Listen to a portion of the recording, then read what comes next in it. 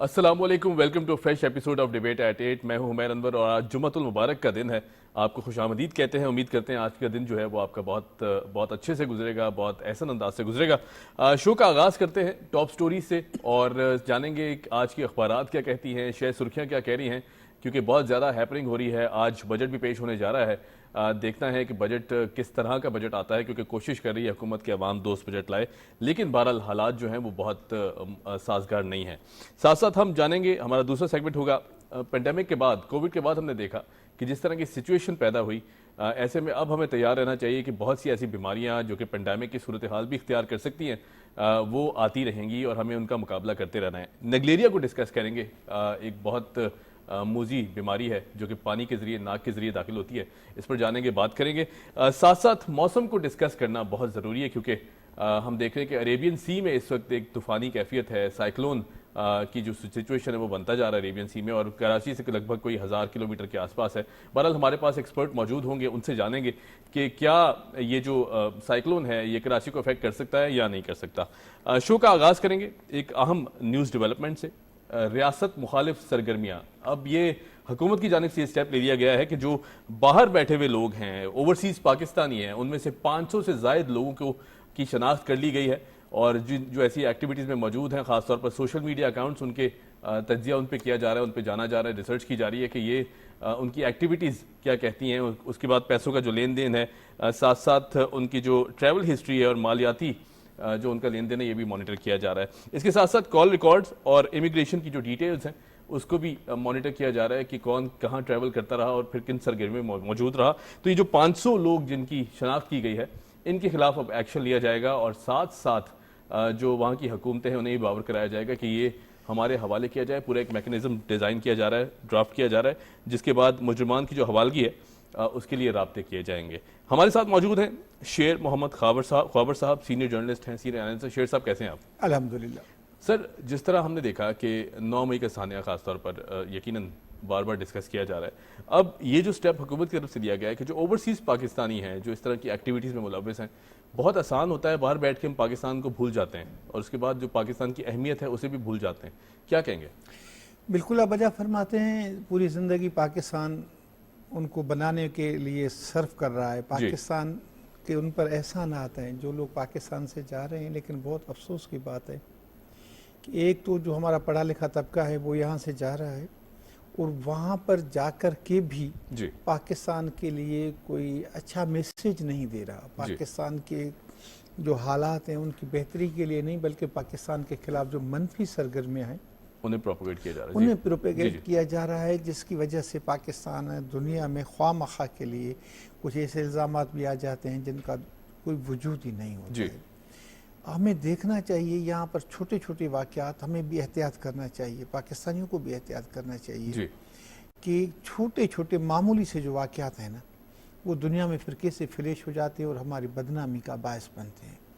ये जो पाकिस्तान से बाहर हमारे जो लोग बैठे हैं, जो पाकिस्तानी बैठे हैं, ये बुनियादी तौर पर पाकिस्तान के सफ़ीर हैं, पाकिस्तान का इमेज बिल्ड करने के लिए वहाँ बैठे हुए हैं। पाकिस्तान के लोग जिन प्रॉब्लम्स को फेस कर रहे हैं, दुनिया को बताना है कि 21वीं सदी में जहालत हमारा मुकद्दर नहीं है, 21वीं सदी में भूख से मरना हमारा मुकद्दर नहीं है, 21वीं सदी में इलाज मुआलजे की सहूलियात न होना हमारा मुकद्दर नहीं है, ट्रांसपोर्ट की सहूलियात न होना हमारा मुकद्दर नहीं है। लेकिन ऐसे शहर में अभी आपने देखा, जैसे आपने 9 मई का तज़किरा किया, कसम से मेरा दिल रो रहा था जिस वक्त मैंने देखा कि एक बहुत बड़ी जदीद तरीन किस्म की बस को हाँ बिल्कुल जला दिया गया। और कितने सालों के बाद एक अच्छी चीज़ आपको आपके पास आई है, उसका कदर करें ना। तो हमें, हमारी बदकिस्मती ये है कि मैं अपने घर को तो अपना घर समझता हूँ, अपनी दुकान को अपना दुकान समझता हूँ, इवन अपने मोबाइल फ़ोन को भी अपना समझता हूँ, लेकिन अपनी नेशनल बैंक को अपनी बैंक नहीं समझ रहा, पुलिस थाने को अपना थाना नहीं समझ रहा, गवर्नमेंट के अस्पताल को अपना अस्पताल नहीं समझ रहा, अपनी फौज को अपना नहीं समझ रहे। बस ये बहुत बहुत बड़ा अलमिया है ये देखें ना। तो ये हमें बच्चों को पढ़ाना होगा, बच्चों को बताना होगा, बच्चों को समझाना होगा कि वतन की मोहब्बत क्या होती है, वतन की मिट्टी की खुशबू क्या होती है। बेशक। ये चीज़ें हमें अपने बच्चों को बतानी है। जी यहाँ रहें या आप बाहर रहें, जी आपको एक वतन की हैसियत से एक मैसेज ऐसा डिलीवर करना है।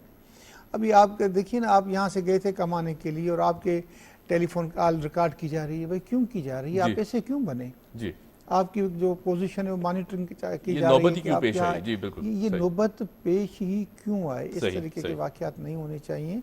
और हुकूमत को चाहिए कि जो भी इन गैर कानूनी, गैर अखलाकी और अमन अमान को सबोताज करने वाली कोशिशों में जो भी लोग मुलविस हैं ना, उनके खिलाफ सख्त एक्शन है। सिर्फ ये नहीं कि जिन्होंने 9 मई के वाक़यात किए, उस पुलिस के खिलाफ भी एक्शन लेना चाहिए जो अपना रोल अदा नहीं कर रही। जी जी उन अफसरान के खिलाफ। अब एक रतन कुमारी एक बच्ची है, जी जी 10 मुहर्रम को, हिंदू बच्ची है, सखर में वो सबील बांट रही थी, उसमें अगवा हुई है। मुहर्रम सर पे आ रहा है, 12 महीने गुजर रहे, सिंध पुलिस बैठी हुई है, किसी को कोई परवाह नहीं है। 10 बरस की बच्ची को हम सही, मतलब ये इस किस्म के जितने वाकयात हो रहे जी हैं जी, ना, बिल्कुल बिल्कुल, यहाँ पर सही। तो आपके पास एक बच्ची अगवा हो गई और जी। सिंध में ये तो लोगों का अगवा होना कोई बड़ी बात नहीं है। लेकिन इस खबर को आपका जो पड़ोसी दुश्मन बैठा हुआ है वो किस तरीके से फ्लैश सही। कर रहा होगा। बिल्कुल ठीक, बिल्कुल ठीक। शेर साहब बिल्कुल ठीक है, आपने बजा फरमाया। प्रिया कुमारी देखी ना, जी, जी, उसकी जी, जो जी। माँ की जो मैंने देखी है कल 2-3 दिनों में तस्वीर जी, वगैरह जी। देखी, कसम से आंखों में आंसू आ रहे हैं। सही, बिल्कुल बिल्कुल, हम उम्मीद करते हैं कि बहुत जल्दी बाजियाब करा लिया जाए। अच्छा शेर साहब, जिस तरह हम देखते हैं कि बहुत ही आसान होता है लोगों के लिए बाहर चले जाना, अगर कोई फ्रीडम ऑफ स्पीच को एक्सप्लॉइट करते हुए, यानी उसको सहारा लेते हुए कि जी यहाँ बोलने की इजाज़त नहीं है, बात करने की इजाज़त नहीं है, जबकि हम देखते हैं कि हर चीज़ हो रही है, यहाँ पे बात भी की जाती है, फ्रीडम ऑफ एक्सप्रेशन भी मौजूद है, हर चीज़ मौजूद है, फिर भी लोग बड़ी आसानी से कहते हैं जी कि बाहर चले जाएं, वहाँ जाके जिस तरह की सहाफ़त करनी है, जिस तरह का प्रोपेगेंडा करना है, वो हम मुल्क के खिलाफ कर सकते हैं। बहुत आसान था। इस स्टेप के बाद क्या देखते हैं कि अब कुछ कमी आएगी मैं ये इसमें? देखिए ना, किसी की इंसल्ट करना जी ये फ्रीडम ऑफ स्पीच नहीं है। नहीं है, बिल्कुल नहीं है।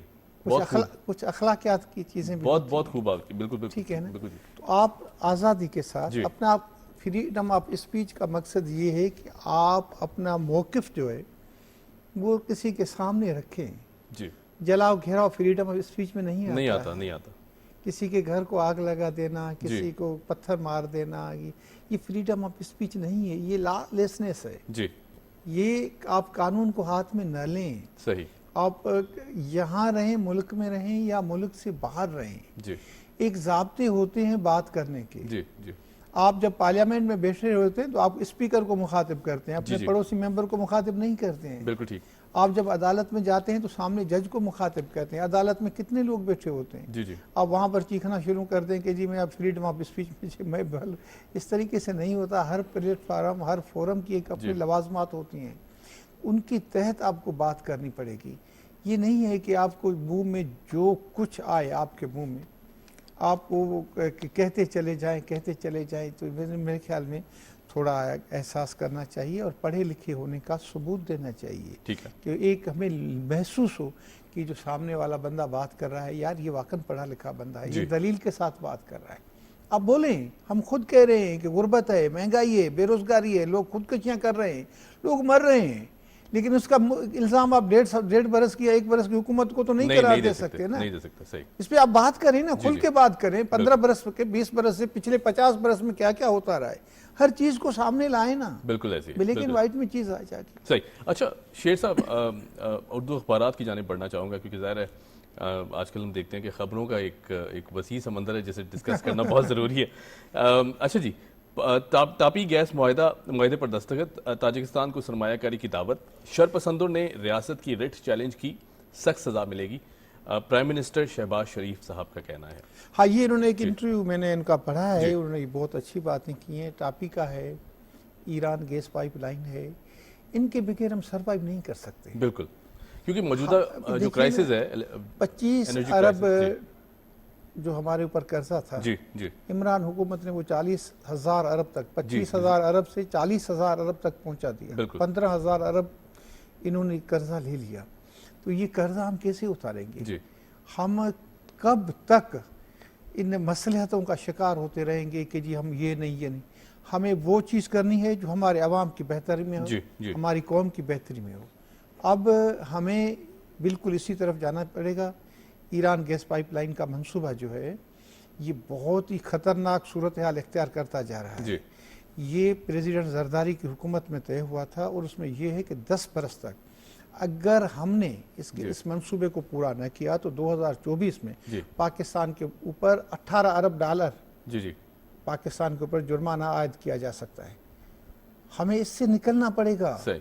हमें ईरान से 20-22 रुपए में लीटर लेकर के यहाँ पर 50-60 रुपए में बेचना पड़ेगा, तब जाकर के महंगाई खत्म होगी, तब जाकर के गुर्बत खत्म होगी। तापी का जो मंसूबा है बहुत शानदार मंसूबा है, वजीर आजम ने इसकी तारीफ की है और वजीर आजम साहब ने एक और बात अच्छी की है, वो भी इसी इंटरव्यू में शामिल है कि हम अपने बच्चों को तंबाकू नोशी से दूर रखना चाहते हैं। बिल्कुल वो बहुत बड़ी एक सिगरेट नोशी। और ये आप देख रहे हैं ना, कल मैं पढ़ रहा था कि डिफेंस के इलाके में, कराची क्लिफ्टन के इलाके में जो बड़े स्कूल हैं, जो बड़ी फीसें देते हैं, वहाँ पर आइस बिक रही है सर। 3-3 साल थर्ड जो तीसरी जमात के बच्चे हैं, उसकी क्या एज होगी उनकी, 6-6, 7-7 साल के बच्चे हैं और वो सिगरेट तंबाकू नोशी, यानी सिर्फ अच्छा दिखने के लिए कि कैसा लगता है। हमारे जो ये जो हमारे जो लोकल स्कूल इंतजामिया है, उसके ऊपर फाइन होना चाहिए, बिल्कुल होना चाहिए, उसके ऊपर जुर्माना होना चाहिए कि आप इतने पैसे भी ले रहे हो हमसे और हमारे बच्चों को आप किन और उन पर नजरदारी भी आपकी नहीं। तो हमें ये सारी चीजें सर ग्राउंड लेवल से हमें सोचना पड़ेगा। राइट। अच्छा, चूंकि जाहिर है एनर्जी क्राइसिस को हम डिस्कस कर रहे हैं, हमने देखा कि काफ़ी, जैसा पीएम साहब ने जिक्र किया कि शरपसंदों ने रियासत की रेट चैलेंज की और सख्त सजा मिलेगी। बार बार ये बात की जा रही है प्राइम मिनिस्टर साहब की जानिब से, और फिर भी हुकूमत कहीं ना कहीं कोशिश कर रही है कि जो अवामी अंसर है जिनमें वो ऐसे मुलविस रहे या जिस तरह के लोग मौजूद हैं जो शर फैलाते हैं ख़ास तौर पर, उन्हें आइडेंटिफाई किया जाएगा फिर उसके बाद। लेकिन कहीं ना कहीं फिर भी है तो हुकूमत वक्त और फिर पाकिस्तान की जो गवर्नमेंट है वो कहीं ना कहीं ये भी सोचती है कि आवाम को ऐसी सिचुएशन में थोड़ा रिलीफ भी दिया जाए, थोड़ा बेहतरी की जाए। ये हुकूमत का फ़र्ज़ है। ये जो हमारे बच्चे हैं, ये हम कुछ भी उनके ऊपर कुछ भी उन्होंने किया है, काउंसलिंग बहुत जरूरी है, लेकिन हैं तो हमारे ना, बिल्कुल ऐसे हमारा जिगर हैं, हमारे बच्चे हैं। वो अगर बिगड़ गए हैं, बिगड़े हुए बच्चे को मारा पीटा कत्ल नहीं किया जाता, बल्कि उन्हें डॉक्टर के पास लेके जाते हैं, हमारे नफ्सियात के पास लेके जाते हैं उनकी अच्छाई के लिए। तो हुकूमत की सोच अच्छी है। हुकूमत चाहती है कि इनके ऊपर इनके साथ आईनी हाथ से भी निपटा जाए और इनको रास्ता भी दिया जाए, रियलाइज करें कि हमसे गलती हो गई है और आइंदा के लिए इस किस्म की बात न करें। ये हुकूमत इनको अपना दुश्मन नहीं समझ रही, हुकूमत इनको राह रास्त पर लाने के लिए इक़दाम कर रही है। बिल्कुल ठीक। अच्छा, एक और चूंकि अहम आज की डेवलपमेंट है और ज़ाहिर आज होने जा रहा है, और पाकिस्तान में जो है वो 2023 का बजट अनाउंस किया जाएगा। जो मौजूदा अब सिचुएशन है उसमें IMF की तरफ से बहुत प्रेशर है पाकिस्तान पर। वो कहते हैं जी कि जिस तरह का बजट वो चाहते हैं अगर वो अनाउंस कर देते हैं तो उसके बाद हम फिर 9th रिव्यू की तरफ सोच सकते हैं। कहीं ना कहीं कोई तजाद ही दिखाई देता, क्योंकि जाहिर है जिस तरह पहले कहा जा रहा था कि जी आप सारी शराइत पूरी कर लें, वो कर ली पाकिस्तान ने पूरी, अब फिर उसके बाद मजीद जो शराइत है उसका सिलसिला जारी है। मुझे एक शौकत अजीज साहब के वो उनसे मुलाकात हुई थी PM हाउस में, तो जब वजीर आजम थे तो उन्होंने कहा था कि हम 2 इंस्टॉलमेंट के बाद 2 बार हमारी IMF से जान छूट जाएगी, तो वो छूट गई थी। हम IMF का फंसे हैं और बुरी तरह से फंसे हैं, और IMF हमें अपने पाँव पे खड़ा होना भी नहीं दे रहा है। हम कह रहे हैं कि भाई हम 22 रुपये लीटर तेल खरीदें, वो कह रहा है नहीं आप 150 रुपये में खरीदेंगे। इस किस्म की जो पाबंदियां हैं, हमें बोल्ड स्टेप लेने पड़ेंगे।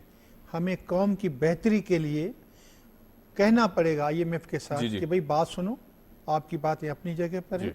हमारे कौम के मफाद में अगर ये है कि हम ईरान से ताल्लुकात अच्छे करें तो हम करेंगे, अफगानिस्तान से ताल्लुकात अच्छे करने हैं तो हम करेंगे, चाइना के साथ ताल्लुकात अच्छे करने हैं तो हम करेंगे, हमें सऊदी अरब के साथ ताल्लुकात मजीद बेहतर करने हैं तो हम करेंगे। हम अपनी कौम के लिए करेंगे, आपके लिए नहीं करेंगे।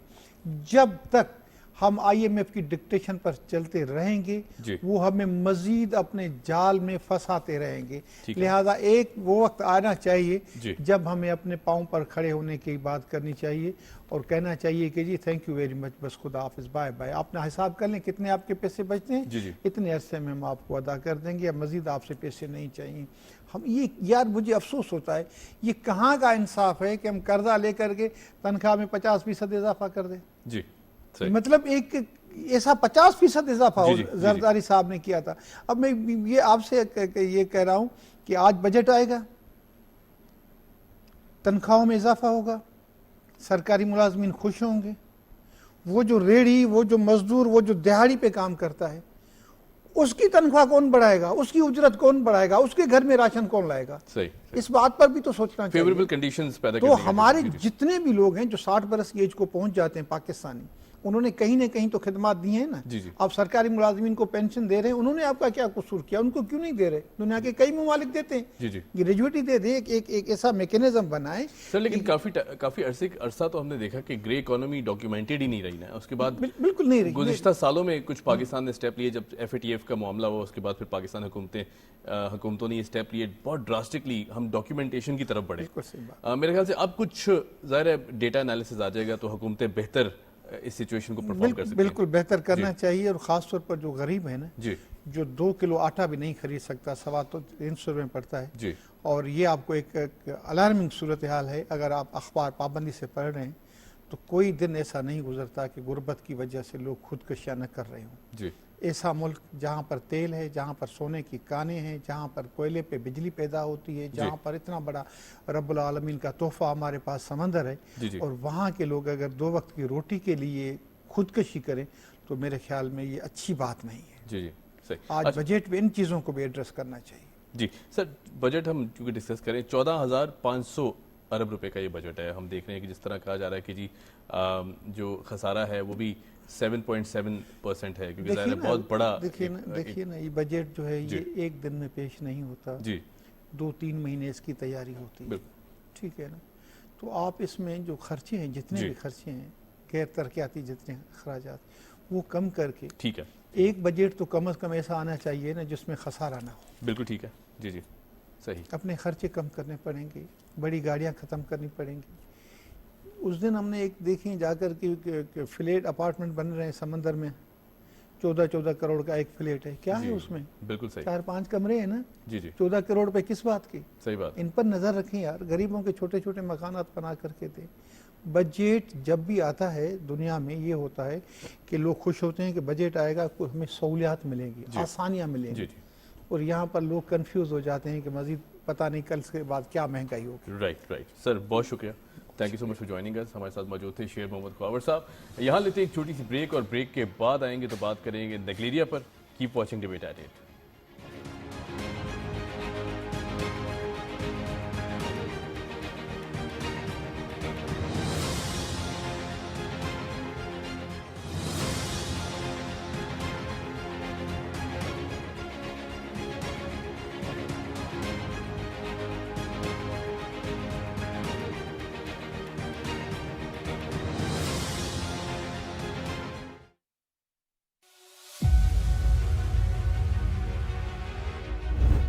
मोदी हुकूमत ने मकबूजा जम्मू कश्मीर को दुनिया की सबसे बड़ी खुली जेल में तब्दील कर दिया है।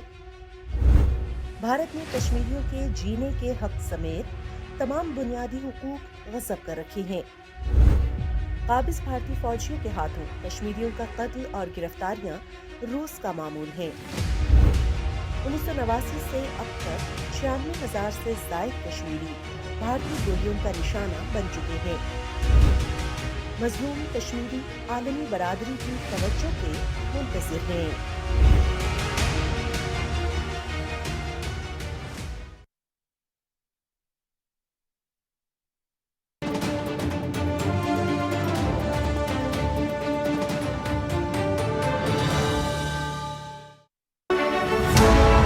क्या क्या लेजेंड मौजूद हैं। मैं तेरे संग कैसे चलूं सजना। BTV के पास खजाना है, वो किसी के पास नहीं।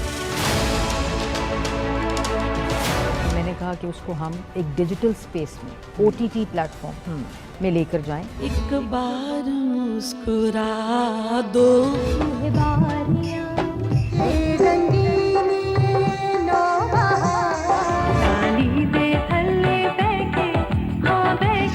जब देखा मैंने चांद, ये चांद है छुने का चेहरा तेरा। BTV टीवी, फ्लिक्स सब्सक्राइब कीजिए और एंजॉय कीजिए एक बेशुमार खजाना एंटरटेनमेंट का।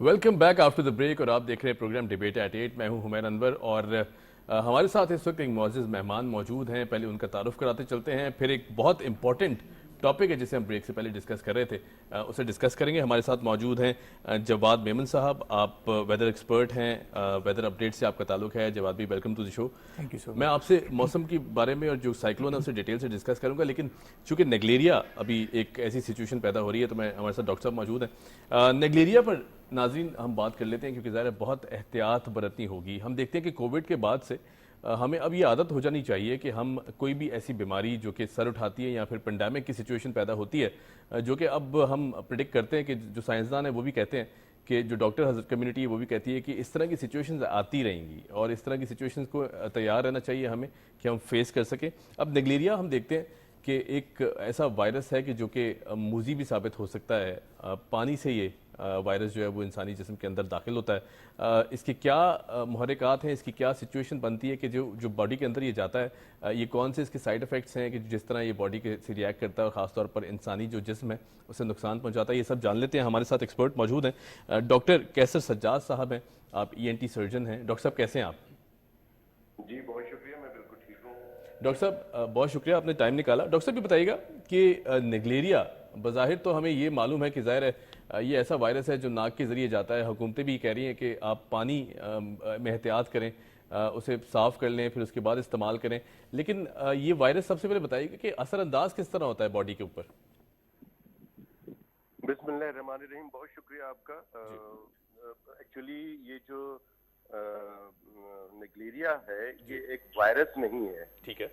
ये जरा समझना जरूरी है क्योंकि वो वायरस होता है कहा जाता है, लेकिन वायरस है नहीं। ये एक पैरासाइट्स है और एक अमीबा की किस्म है, और ट्रू अमीबा भी नहीं है लेकिन ये अमीबा की किस्म है। जी जी। और ये हमारे जिस्म में नाक के जरिए दाखिल होता है। राइट। और इसके अलावा कोई जगह नहीं है और कोई ये छूत की बीमारी नहीं है कि जैसे कि और दूसरे वायरसेस होते हैं कि एक से दूसरे को लग जाता है छींकने से या खांसने से।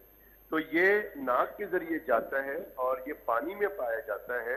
और ज्यादातर यही देखा गया है कि घर के अंदर जो अंडरग्राउंड टैंक है, ओवरहेड टैंक है जी, या रिवर है, लेक है, झील है, इस तरह की जगहों पे, स्विमिंग पूल में, वहां पर ये बहुत ज्यादा चांसेस होते हैं इसके, अगर इसको प्रॉपर तरीके से ट्रीट नहीं किया गया। ठीक है। अच्छा डॉक्टर साहब ये बताइएगा कि जिस तरह आपने कहा कि नाक के जरिए जाता है, अच्छा कुछ मिथ्स हैं, लोग परेशान भी हैं क्योंकि ज़ाहिर हम उनकी जो परेशानी उसे दूर करना चाहेंगे। क्या पानी पीने से या फिर पानी के और इस्तेमाल से कहीं और से भी ये वायरस जो है वो इंजेक्ट हो सकता है ह्यूमन बॉडी में? क्योंकि ज़ाहिर है अगर वायरस मौजूद है और आपने पी भी लिया है वो पानी, तो क्या वो भी असरअंदाज होता है या सिर्फ नाक के जरिए ये वायरस बॉडी में जाता है, या जो ये पैरासाइट है? जी हाँ, फिर मैं बता दूं कि प्लीज वायरस ना कहें इसको। एग्जैक्टली। हाँ, ये अमीबा है, ये अमीबा है या पैरासाइट्स कह लें इसको, ठीक है। तो ये पानी में अगर बता भी दिया जाए कि जी इस पानी के अंदर नेगलेरिया का जरासीम मौजूद है जी, और आप पी लेते हैं, कुछ भी नहीं होगा आपको। अच्छा। कुछ भी नहीं होगा। अच्छा। तो पीने, हाँ ये जरूर कि गंदा पानी अगर हो तो आपको पेट की प्रॉब्लम हो सकती है, डायरिया, वॉमिटिंग, जी फूड पॉइजन या जो भी गैस्ट्रोएंटराइटिस हो सकता है, जी जी लेकिन नेग्लेरिया नहीं होगा। राइट राइट अगर उसके अंदर नेग्लेरिया का जरासीम है और आपने पी लिया, तो नेग्लेरिया का जो जरासीम है वो सिर्फ और सिर्फ बॉडी में उसकी एंट्री जो है जी। वो नेजल म्यूकोजा है, नाक की जो झिल्लियां हैं उससे ये ट्रेवल करता है। खासकर जो नौजवान तबका, अभी जो पिछले हफ्ते 3 लोग इंतकाल कर गए कराची जी, के अंदर, जी। वो होता यही है कि नौजवान लोग होते हैं जो स्विमिंग में, गर्मी में खासकर देखा गया है कि वो स्विमिंग पूल में जाके और जब डाइव लगाते हैं तो पानी का प्रेशर बहुत तेजी से नाक के अंदर जाता है जी, डाइव लगाने जी, से, जी। तो वो फिर म्यूकोजा के जरिए नाक के अंदर चला जाता है और फिर वहां से ये ऊपर दिमाग का जो सामने का पोर्शन है वो जाकर खाता है, क्योंकि इसकी ग़िज़ाई है जो ब्रेन है ये खाता है, या पानी के अंदर होता है तो ये बैक्टीरिया खाता जी। है। लेकिन ये जब हम नहाते हैं या क्या कहते हैं, हम नहाते नहाते नाक में पानी भी डालते हैं और उसको फिर उंगली भी डालते हैं, तो अगर आप जोर लगा के नाक को साफ करने की कोशिश करते हैं, बाज लोग की आदत होती है बहुत ज्यादा नाक के अंदर उंगली डालते हैं, सफाई करते हैं, उनके लिए ये प्रॉब्लम हो सकती है कि नाक के जरिए ये जरासीम अंदर आपके जिस्म में जा सकता है। लेकिन इसके अलावा कोई और सोर्स ऑफ इंटरेस्ट नहीं है जिसके जरिए ये जाए। ठीक है डॉक्टर साहब, बिल्कुल ठीक, ये तो क्लैरिटी आपने हमें दी। सिम्टम्स क्या क्या हैं इसके, कौन से ऐसे सिम्टम्स आने शुरू हों तो इंसान जो है वो फौरन रुजू करे कंसर्न्ड फिजिशियन से? अच्छा, इसमें ये बहुत इंपॉर्टेंट सवाल है आपका, क्योंकि ये जैसे मैंने कहा कि ये नाक में घुसता है और आप देखें कि नाक से कितना थोड़ा सा फासला है कि ये यहाँ से सामने जो ब्रेन का जो मगज है जी बिल्कुल करीब है, जी जी बहुत भवों के ऊपर ही है सारा दिमाग से, इतना सा फासला है यहाँ पहुंचने का। तो जब ये पहुंचता है तो 5 से 6 दिन के अंदर अंदर ही ये यहाँ पहुंच के और दिमाग खाना शुरू कर देता है, इसीलिए हम इसको ब्रेन ईटिंग अमीबा भी कहते हैं, ब्रेन ईटिंग अमीबा। राइट। अच्छा, जब किसी को इसका पता करना जरा मुश्किल हो जाता है, लेकिन अगर किसी को सर का दर्द होता है, जिस्म में दर्द है, खासकर गर्दन पे दर्द है, गर्दन अकड़ रही है, तो उसको चौंकना चाहिए कि कुछ गड़बड़ है। ठीक है। खासकर मैं उन लोगों से कहूंगा, हमारे यहाँ सिस्टम बड़ा खराब है, हमारे यहाँ सेल्फ मेडिकेशन या मेडिकल स्टोर से जाके खुद से दवा मांगना कि जी मेरे सर में दर्द हो रहा है, तो किसी को सर का दर्द होता है तो एक दिन ये हरकत कर ले या घर में कोई ऐसी दर्द की गोली है तो ले ले, लेकिन अगर दूसरे दिन भी सर का दर्द मौजूद रहता है तो फिर खुदारा किसी क्वालिफाइड डॉक्टर से ही मशवरा कर ले, ताकि वो आपको मॉनिटर करेगा और इसके अंदर पता चल जाता है, जब आप MRI कराते हैं तो पता चलता है कि हाँ ये जो जरासीम है ये कहीं ऊपर तो नहीं पहुंच गया ब्रेन में। तो शुरू में अगर इसकी तशखीस हो जाती है कि आपको प्रॉब्लम जो है वो क्या हो रहा है, लेकिन अगर आपको लेथार्जिक हो रहे हैं, आप गिरी तबीयत हो रही है, आपका माइंड कंफ्यूज रहता है, आप गुनूदगी में आना शुरू हो गया है, आपको नींद आने लगती है बार बार, जिसका मतलब है कि बात ज्यादा खराब हो चुकी है और इसके सिम्टम में और आगे चलते हैं तो बाज दफा बंदा बैठा बैठा सो भी जाता है लोगों को, और उसको पता भी नहीं चलता है कि मैं मीटिंग में बैठा हुआ सो गया हूँ या कहीं पर भी बैठा हुआ सो गया हूँ, और आखिर में कोमा में चले जाता है। तो वो कंडीशन बहुत ही खराब होती है और जब उस वक्त डायग्नोसिस होता है तो देर हो चुकी होती है। तो लिहाजा शुरू की जो अलामत है जिसमें मैंने बताया कि सर का दर्द है या उल्टी सी महसूस होना, नौजिया, बाज़ दफा वॉमिटिंग भी हो जाती है, तो ये चीज सही नहीं है। राइट। अच्छा डॉक्टर साहब, इलाज पे भी थोड़ी सी बात कर लेते हैं, क्योंकि एक तासुर है कि जी नेग्लेरिया हो गया या इस तरह की कोई भी बीमारी जो कि मूजी साबित हो सकती है, वो हो गया तो अब बच नहीं सकता इंसान। ये यकीनन एक बहुत डीमोटिवेटिंग सिचुएशन होती है। इलाज कितना इसका इम्पोर्टेंट है, किस तरह कराया जाए और कितना वक्त दरकार है, खासतौर पर ये कि इंसान को अगर हो जाता है तो अगर प्रॉपर ट्रीटमेंट करा ली जाए तो वो कब बेहतर हो सकता है, कितने टाइम में बेहतर हो सकता है? देखिए, इलाज भी इम्पोर्टेंट है टाइम के पॉइंट ऑफ व्यू से। जितनी जल्दी डायग्नोस हो जाएगा कि इस आदमी की जो सिम्टम है, जो इसको बुखार हो रहा है, जो इसका सर का दर्द है, जो इसके जिस्म में दर्द है, या ये उल्टी महसूस कर रहा है तो ये नेग्लेरिया हो गया, डायग्नोज हो गया अर्ली। तो फिर सॉरी तो फिर तो ये बहुत जल्द मेरे ख्याल में उसकी जो है सेहतियाबी के बहुत ज्यादा चांसेस है और ठीक हो जाता है। लेकिन अगर वो पहुंचता है अस्पताल उस सूरत के लोग उसको उठा के लाते हैं, बेहोश है, या वो बार बार सो जाता है और सर का दर्द शदीद तरीन होता है, उसको उस वक्त अगर डायग्नोसिस होती है किसी वजह से भी, डॉक्टर ने देर से डायग्नोसिस किया या मरीज देर से डॉक्टर के पास पहुंचा या अस्पताल पहुंचा, तो फिर थोड़ा मुश्किल हो जाता है, क्योंकि डिपेंड करता है कि इस जरासीम ने आपका दिमाग कितना खा चुका है। वो अगर ज्यादा खा चुका है तो इलाज मुमकिन नहीं है, मुश्किल हो जाता है। लेकिन अगर शुरू में पता चल जाए, इसलिए मैं बार बार जोर दे रहा हूँ कि सेल्फ मेडिकेशन या किसी अताई डॉक्टर से या कहीं और ऐसी नॉन साइंटिफिक तरीके से इलाज करना, ये खतरा हो सकता है। राइट। डॉक्टर साहब बहुत शुक्रिया, thank you so much for joining us. Doctor Qaiser Sajjad साहब हमारे साथ मौजूद थे। और जिस तरह डॉक्टर साहब ने कहा कि सेल्फ मेडिकेशन या फिर इंतज़ार ना किया जाए, अगर आपको ये सारे सिम्टम्स जो कि डॉक्टर साहब ने कहा, नींद का आना, उसके बाद नौजिया फील होना या वॉमिट फील होना या फिर सर में मुसलसल दर्द रहना, अगर ये सिम्टम्स आ रहे हैं तो डेफिनेटली ज़रूर कंसल्ट करें, कंसर्न्ड ENT स्पेशलिस्ट को दिखाएं या फिर न्यूरो सर्जन को दिखाएं, और इलाज जितना जल्दी पॉसिबल हो सकता है, क्योंकि ज़ाहिर है नेग्लेरिया अगर एक दफ़ा आपकी बॉडी में इंजेक्ट हो जाता है या चला जाता है तो फिर उसके बाद मेरे ख्याल से वक्त जो है वो द क्लॉक स्टार्ट्स टिकिंग, आपको बहुत जल्दी इसकी एहतियाती तदाबीर करनी होंगी। बहरहाल हम उम्मीद करते हैं कि अल्लाह पाक जो है वो तमाम इंसानियत को महफूज रखें इस तरह की तमाम आफात से। बहरहाल जी, coming back to our weather situation, हम देखते हैं कि जिस तरह अब एक सिचुएशन डेवलप हो रही है अरेबियन सी में, और साइक्लोन का जो तूफ़ानी कैफियत है वो हम देख रहे हैं कि कराची से लगभग कोई 1000 से ज़ायद किलोमीटर्स के फासले पर इस वक्त मौजूद है।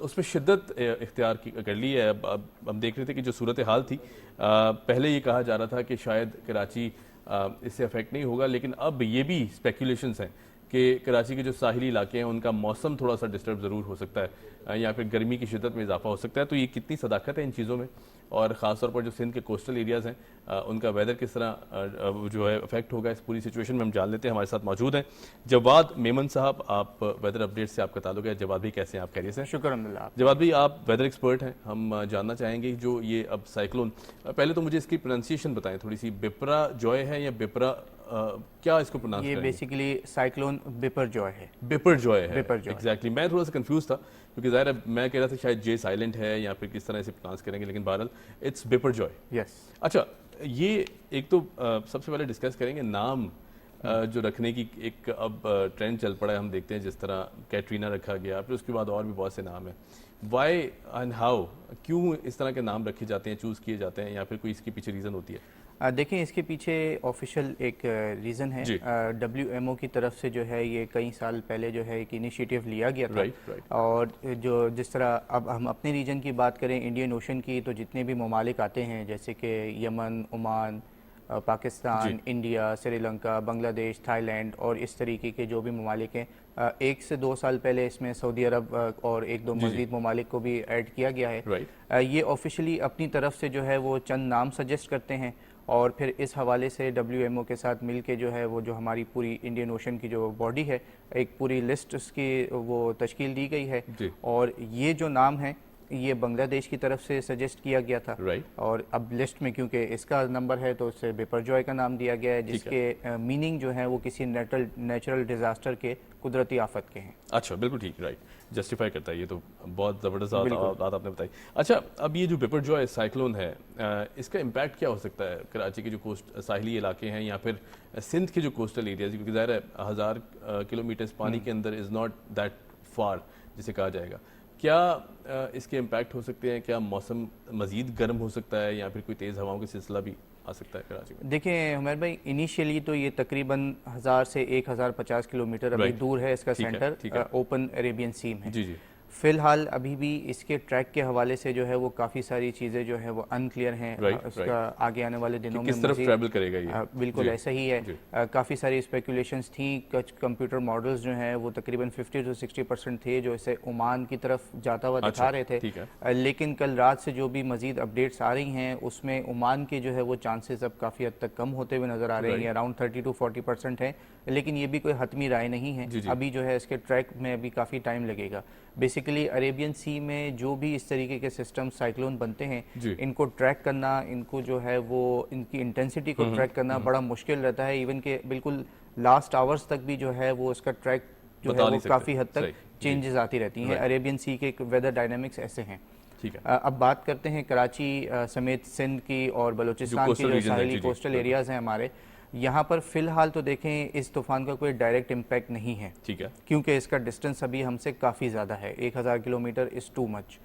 लेकिन जैसे जैसे ये करीब आता चला जाएगा, इनिशियली यही होगा कि जो हमारे यहाँ जो सी ब्रीज होती है, जो समुद्री हवा है, शहर कराची की आपको पता है ये लाइफलाइन है, ये रुकती है तो हालत खराब हो जाती है। अदरवाइज ह्यूमिडिटी तो बहुत ज़्यादा होती है। लेकिन फिर हमारे यहाँ गर्मी और घुटन का जो सिलसिला है वो बहुत ज़्यादा बढ़ जाता है। सी ब्रीज होती है तो माहौल जो है वो काफ़ी बेहतर रहता है। तो इनिशियली जैसे ही ये साइक्लोन करीब आएगा, ये सबसे पहले जो है वो आपकी सी ब्रीज को कट ऑफ करना शुरू कर देगा। ठीक है। तो स्टार्टिंग में यही होता है कि गर्मी बढ़ेगी, टेम्परेचर्स बढ़ेंगे, अगरचे ह्यूमिडिटी लेवल्स कुछ हद तक लिमिटेड हो जाएंगे, लेकिन फिर भी जो फीज लाइक टेम्परेचर है जिस तरह इन दिनों आपका चल रहा है 42 to 47, 46 डिग्रीज, इवन के रात के टाइम में भी, स्पेशली जो सी फेसिंग एरियाज हैं यहाँ भी रात के टाइम में भी जो फीज लाइक टेम्परेचर होता है वो 40+ चल रहा होता है। तो ये सिलसिला आगे आने वाले दिनों में इसमें मजीद थोड़ा सा इजाफा होगा जैसे ही सी ब्रीज कटेगी। ठीक है, रही बात इसके हवाले से तेज़ हवाओं की या बारिशों की, तो ये ओवरऑल सारी चीज़ें डिपेंड अगेन करती हैं ट्रैक के ऊपर कि ये सिस्टम कहाँ जा रहा है इस वक्त। अगर ये आपके साहिली इलाकों के करीब आता है तो फिर कराची समेत सिंध और बलूचिस्तान को ये अपनी लपेट में लेगा। इसके ज़ेर असर फिर तेज़ बारिशें भी हो सकती हैं, तेज़ हवाएँ भी चल सकती हैं। लेकिन अगर ये हमारे साहिली इलाकों से दूर जाता है तो गर्मी तो बढ़ाएगा, लेकिन हो सकता है कि उस नौयत की हवाएं या उस नौयत की बारिशें हम तक ना पहुंच सकें। सही। अच्छा जवाद साहब, मैं चूँकि यू आर द एक्सपर्ट और मैं आपसे जानना चाहूँगा, क्या ये जो अभी मौजूदा सिचुएशन है, हम देखते हैं, मैंने आज भी सुबह भी देखा और कल भी हमने देखा कि जो क्लाउड कवर्स हैं वो बहुत ज़्यादा हैं, ख़ासतौर पर जो कोस्टल एरियाज़ हैं सिंध के कुछ इलाकों में और उसके बाद बलूचिस्तान में भी हम देख रहे हैं कि जो गर्मी की शिद्दत थी उसमें भी कुछ कमी है, क्योंकि ज़्यादा डायरेक्ट हीट नहीं लग रही। ये कब तक रहेगा? क्या ये भी इस साइक्लोन की वजह से है, जो बादलों की जो अब एक सिचुएशन बनती जा रही है, क्या ये भी इस वजह से है या फिर ये मानसून से डायरेक्ट इसका कनेक्शन हो सकता है? नहीं, देखिए ये बेसिकली हमारा जून का महीना है और जून में जो है वो हमारे यहाँ ये जो सी ब्रीज के साथ जो समुद्री बादल होते हैं इनकी इंटेंसिटी बढ़ जाती है। ठीक है, इसका साइक्लोन से फिलहाल ऐसे कोई लिंक नहीं है। ठीक है, कि लेकिन क्योंकि अरेबियन सी में सी सरफेस टेम्परेचर जो है वो इस वक्त काफ़ी ज़्यादा हैं, 30 to 32 डिग्री हैं, ये काफ़ी ज़्यादा होते हैं। तो इसके ज़ेर असर जो बादल बनते हैं इनकी शिद्दत में थोड़ी बहुत जो है वो इजाफा हो जाता है। और यही है कि जब आपको पता है कि कराची में स्पेशली या जो हमारे कोस्टल एरियाज़ हैं, मानसून आने से पहले दिन और रात के औकात में इस तरीके के बादल होते हैं, हल्की फुल्की फुहार हो जाती है, बूंदाबांदी हो जाती है। तो ये उसी से जुड़ा हुआ सिलसिला है। और आगे आने वाले दिनों में अगर ये साइक्लोन नहीं बनता तो इस बात की उम्मीद थी कि ये जून के जो इस वक्त जो डेट्स चल रही हैं इसमें थोड़ा बहुत प्री मानसून जो है हमारे यहाँ मामूल से ज़्यादा एक्टिव होता, हल्के फुल्के जो है वो बारिश के स्पेल हो सकते थे। लेकिन क्योंकि साइक्लोनिक एक्टिविटी है तो उसने मानसून को जो है वो इवन के इंडियन रीजन में भी डिस्टर्ब किया हुआ है। तो प्री मानसून भी कुछ हद तक डिले है और ये इसी का सिलसिला है। ये जिस तरह हमारे यहाँ ये ओवरऑल जितना भी मानसून का सीज़न है हमारे कोस्टल एरियाज़ में, ये रात और सुबह के टाइम जो है ये सी क्लाउड्स बेसिकली आते रहते हैं। राइट। अच्छा, मानसून रेंज को डिस्कस कर लेते हैं। हमारे पास चीफ मेट्रोलॉजिस्ट आए हुए थे कुछ दिन पहले और वो कह रहे थे, सरदार सरफराज साहब, उनका कहना था कि इस बार जो है वो थोड़ा सा कम सिलसिलात हैं बारिशों के, ज़्यादा बारिश शायद ना देखने को मिले। ऐसी इसमें कोई सदाकत है? इसमें बेहतरी? जी बिल्कुल ऐसा ही है। बेहतरी आने के इम्कान हैं? देखिए इसमें डिफरेंट पैरामीटर्स होते हैं, डिफरेंट वेदर डायनेमिक्स होते हैं। ओवरऑल अगर मानसून का देखा जाए तो पिछले 3 साल से जो है वो हमारे यहाँ ला नीनिया सीज़न चल रहा था, वो जो है वो फ़ेब में ख़त्म हो गया। इन दिनों न्यूट्रल कंडीशंस हैं और इसके फ़ौरन बाद जो है वो एल नीनियो सीज़न है। इनफैक्ट एल नीनियो सीज़न भी होपफुली जो है वो अगले 2 से 3 हफ्ते में जो है वो ऑफिशियली अनाउंस हो जाएगा। तकरीबन ये अपने थ्रेशोल्ड तक पहुंच चुका है। एल नीनियो में बेसिकली होता ये है कि हमारे यहाँ जो मानसून सीज़न है वो कुछ हद तक स्लो डाउन हो जाता है। अगरचे सर्दियों में जो सर्दियों की जो बारिशों बर्फबारी होती है वो कुछ हद तक बढ़ती भी नज़र आती है। इन दिनों हम देख भी रहे हैं कि जो मगरबी हवाओं के सिस्टम है वो गैर मामूली हद तक जो है वो ज़्यादा है, इनकी इंटेंसिटी ज़्यादा है। स्पेशली पंजाब में अपर एरियाज़ में आपने देखा कि इन दिनों भी जो है वो काफ़ी अच्छे मौसम है, बारिशें चल रही हैं। इवन आपके जो पहाड़ी इलाके हैं वहाँ पे अभी भी बर्फबारी का सिलसिला है। इवन के जून का सेकेंड वीक शुरू हो चुका है। तो ओवरऑल मॉनसून जो है वो इस दफ़ा जो देखने में आ रहा है वो नॉर्मल ही रहेगा। हो सकता है कि कुछ अपर एरियाज़ में, पंजाब में, केपी के रीजन में, बलूचिस्तान के कुछ रीजन में जो है ये मामूल से कुछ हद तक कम भी बारिशें दे। लेकिन एक जो मेजर डायनामिक होता है वो है इंडियन ओशन डाइपोल। बेसिकली यही जो आपके बहरा अरब में या इंडियन ओशन में जो सतह समंदर के जो दर्जा हरारत होते हैं, अगर ये मामूल से थोड़ा हद भी ज़्यादा रहते हैं तो इसके असरात, इवन के एल नीनो सीज़न भी है, इसके बावजूद भी जो पाकिस्तान के जो सदर्न एरियाज़ हैं, स्पेशली जो हमारे कोस्टल एरियाज़ हैं, कराची और ये सारे सिंध और बलूचिस्तान के, यहाँ पर उम्मीद इस बात की है कि अगर Indian ocean dipole positive stage में चला जाता है, जो कि जिससे एक्सपेक्ट किया जा रहा है, तो मानसून इन इलाकों में काफ़ी हद तक बेहतर ही रहेगा। हो सकता है कि डेफिसिट ना हो, ये भी हो सकता है कि थोड़ा सा मामूल से ज़्यादा बारिशें हो जाए। लेकिन ये है कि ओवरऑल इतनी ज़्यादा कोई फ्लडिंग सिचुएशन नहीं होगी।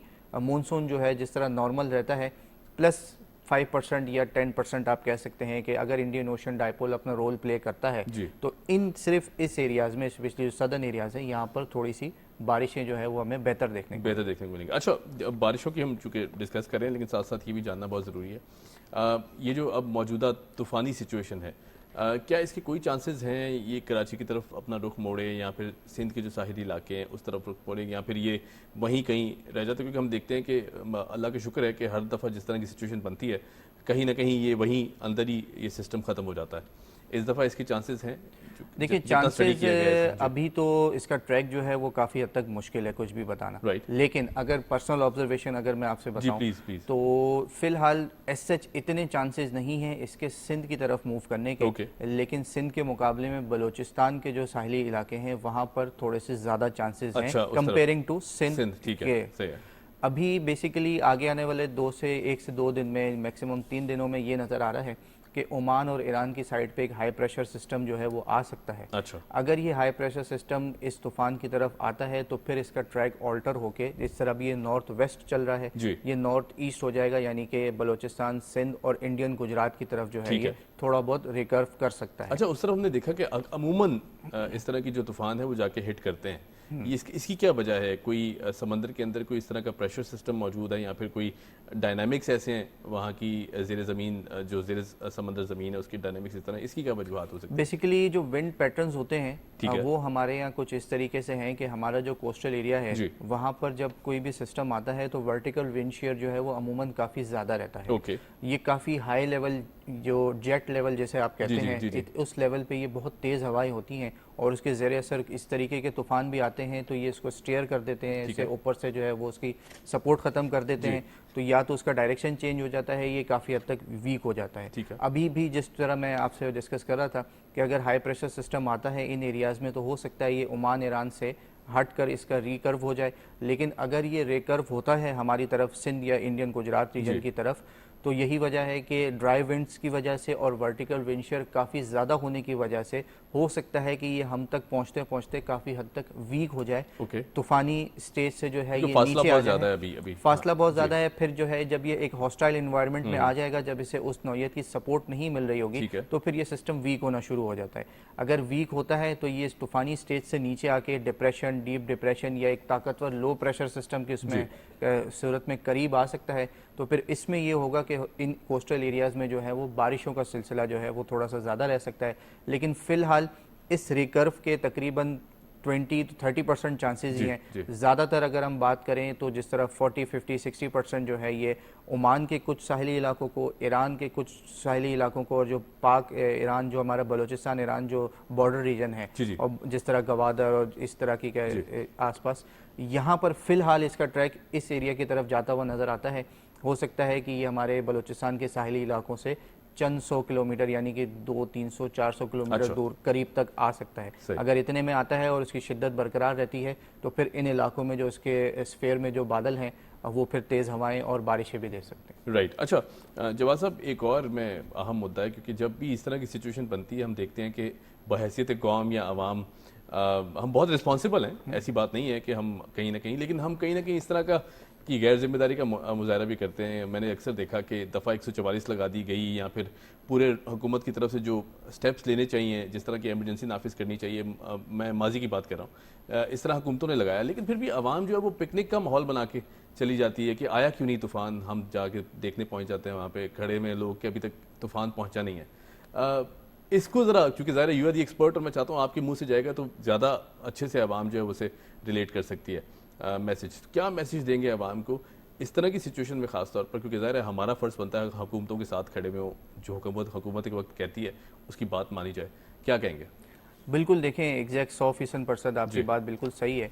बेसिकली ये कुदरती आफात हैं जी। इन्हें हम जो है वो लाइटली यूँ लेते हैं कि मेरे ख्याल से जो हमारी जो नई जनरेशन है या इससे एक जनरेशन जो पुरानी है उसने इस तरीके का इतने बड़े स्केल पे कोई नेचुरल डिजास्टर अभी तक देखा नहीं है, क्योंकि एक बहुत लंबा अरसा गुजर गया है हमारे कोस्टल एरियाज को किसी बड़े तूफान ने जो है वो हिट किया। शुक्र अल्हम्दुलिल्लाह, बिल्कुल सही। माजी में ये जो 70s में 80s में 90s में इस तरीके के सिस्टम्स जो हैं वो हमें हिट कर चुके हैं और जो सबसे ताकतवर सिस्टम था वो कैटेगरी 3 का था और ये सिंध के साहिली इलाकों की तरफ आया था और कई हज़ार जो है इसमें जाने जो हैं वो गई थी बड़े पैमाने पे।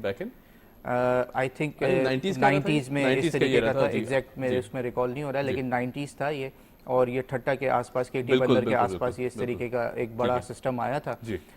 बेसिकली हमने वो चीज़ें देखी नहीं है, हम जो है वो शायद इसे बहुत लाइटली ले लेते हैं या बहुत सारे लोग इवन के मुझे भी मैसेजेस और कमेंट्स आ रहे होते हैं कि तूफान क्यों नहीं आ रहा, बारिश क्यों नहीं हो रही है। लोगों को बारिश से कंसर्न है, लेकिन उसके बारिश के साथ जो है वो जो अपने आफात लेके आएगा, जो डैमेजेस लेके आता है, उनका जरा बराबर भी जो है वो लोगों को फिलहाल आइडिया नहीं है, क्योंकि वो उस चीज़ से गुजरे नहीं है। हम बाहर ममालिक में आप देखें जब इस तरीके के हरिकेन्स आते हैं या टाइफून या साइक्लोन्स आते हैं तो बड़े से बड़ा, आई थिंक वेस्ट में हमने देखा, अमेरिका खास तौर पे आए दिन ऐसी सूरत हाल, आए दिन इनके यहाँ जो है वो इस तरीके के आते हैं, जापान में आते हैं, फिलीपींस में आते हैं, ये हमसे कई 100 गुना ज्यादा तरक्की याफ्ता ममालिक हैं, बिल्कुल ऐसी है। और जब इनके यहाँ भी आता है तो इनके भी बड़े बड़े सिस्टम्स बैठ जाते हैं, कई महीने जो है ये लोग डिस्टर्ब हो जाते हैं वहाँ पर, इवन के इतना सब कुछ होने के बावजूद भी वहाँ पे हलाकतें होती हैं, डैमेजेस होते हैं। बिल्कुल ऐसी तो लोगों को इस चीज़ का शायद थोड़ा सा अंदाज़ा नहीं है।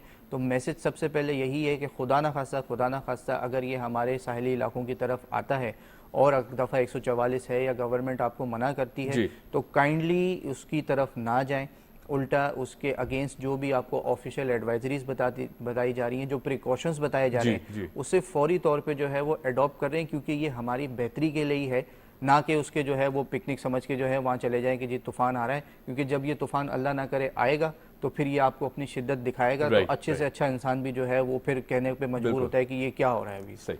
जवाद भाई बहुत शुक्रिया, thank you so much for joining us. Jawad Memon साहब हमारे साथ मौजूद थे, वेदर एक्सपर्ट हैं, वेदर अपडेट से ताल्लुक़ है आपका, और जिस तरह आप बता रहे थे कि बहुत ज़रूरी है कि जो सेफ्टी प्रिकॉशंस हैं उसका ख्याल रखा जाए। कोई भी ऐसी सिचुएशन या बारिशों का सिलसिला है, जिस तरह हमने पिछले साल देखा कि बारिशें बहुत ज़्यादा हुई, फ्लड की सिचुएशन पैदा हुई और आवाम जो थी वो बहुत परेशान भी रही। उम्मीद करते हैं कि इस साल जो है वो कुछ बेहतरी हो सकती है मौसम में, और गर्मी की शिद्दत में भी कमी के जो चांसेस हैं नुमाया हैं। बहरहाल ऑन दैट नोट मुझे दीजिए इजाज़त, कीप वॉचिंग डिबेट एट 8। खुदा हाफ़िज़।